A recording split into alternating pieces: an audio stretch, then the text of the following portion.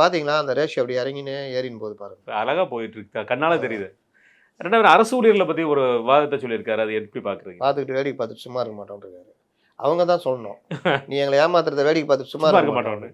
அதாவது திருத்தப்பட்ட ஊதிய இதுங்க, ஊதிய ஒப்பந்தம், நம்ம ஓய்வூதிய ஒப்பந்தம். ஓய்வூதியம் திருத்தப்பட்டவா, அது வேற ஏதோ நல்ல பேர் வச்சிருந்தாங்கல்ல, இந்த பேர் தான் ஞாபகத்துக்கே தொலை மாட்டேங்குது.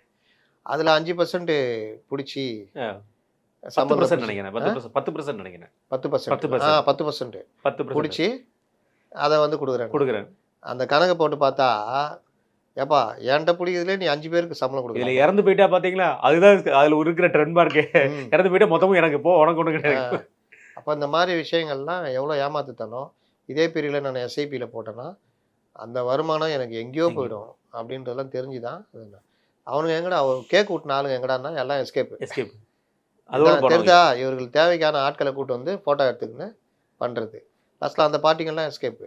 இப்போ அவர்கள் போராட்டத்தை மறுபடியும் ஆரம்பிக்கிறேன்னொன்னா வேடிக்கை பார்த்துட்டு சும்மா இருக்க முடியாது. அவங்க சொல்லுவாங்க, நீங்கள் ஒன்றும் சும்மா இருக்க வேணாம், இன்னும் ஒரு 40 நாள் தான் நாங்கள் பார்த்துக்குறோம்.